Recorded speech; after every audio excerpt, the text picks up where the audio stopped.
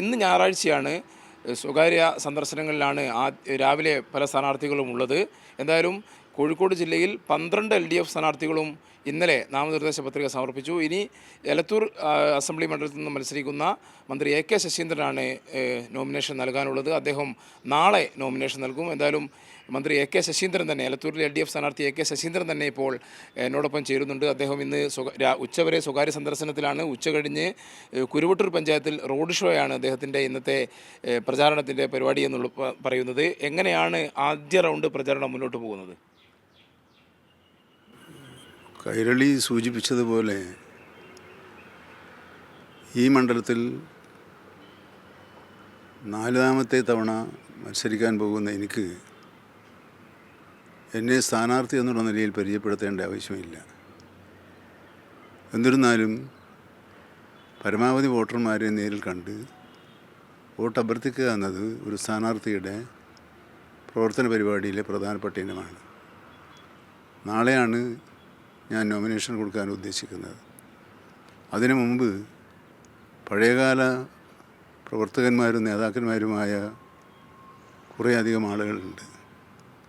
ഇടതുപക്ഷ ജനാധിപത്യ മുന്നണിയുമായി ബന്ധപ്പെട്ട് പ്രവർത്തിക്കുന്നവർ.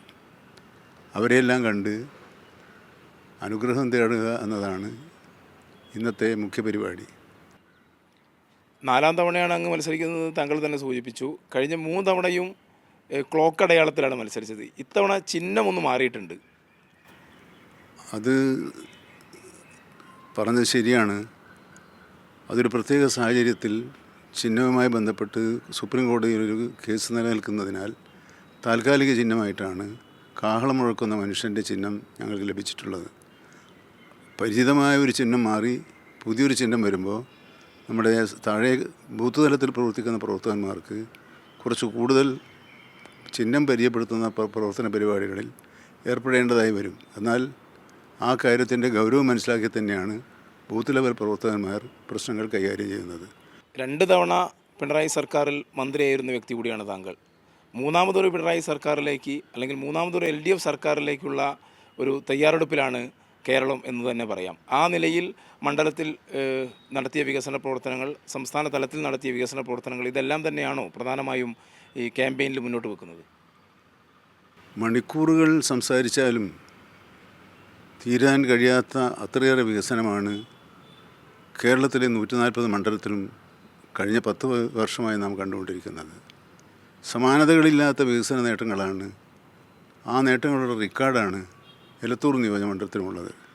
അവർ പറയുന്നത് അവർക്കൊരു MLA ഉണ്ടെന്നും MLA മുഖാന്തരം വികസന പ്രവർത്തനം നടത്താൻ കഴിയുമെന്നും അത് എലത്തൂരിൻ്റെ ഒരു അഭിമാനമാണ്. ആ അഭിമാനമാണ് എന്നെക്കുറിച്ച് ജനങ്ങളുടെ മനസ്സിലുള്ളത്. ഞാൻ ജനമനസ്സിലാണ് ജീവിക്കുന്നത്, മാധ്യമങ്ങളിലല്ല. ജനമനസ്സുകൾ എന്നോടൊപ്പം ഉള്ളിടത്തോളം കാലം, ഇടതുപക്ഷ ജനാധിപത്യ മുന്നണിക്ക് പിന്തുണ നൽകുന്നിടത്തോളം കാലം സുനിശ്ചിത വിജയം ഉറപ്പിച്ച ഒരു മണ്ഡലമായി തന്നെ എലത്തൂരിനെ നമുക്ക് കണക്കാക്കാൻ കഴിയും. മന്ത്രി AK ശശീന്ദ്രൻ LDF സ്ഥാനാർത്ഥി തികഞ്ഞ ആത്മവിശ്വാസത്തിലാണ്. അദ്ദേഹം സൂചിപ്പിച്ച പോലെ തന്നെ കോഴിക്കോട് ജില്ലയിലെ LDFൻ്റെ ഏറ്റവും സുരക്ഷിതമായ മണ്ഡലങ്ങളിൽ ഒന്നായാണ് എലത്തൂർ അറിയപ്പെടുന്നത്. അത് ഇത്തവണയും വലിയ ഭൂരിപക്ഷത്തിൽ LDF സ്ഥാനാർത്ഥിയായി താൻ വിജയിക്കുമെന്ന് തന്നെയാണ് അദ്ദേഹം ആത്മവിശ്വാസം പ്രകടിപ്പിക്കുന്നത്.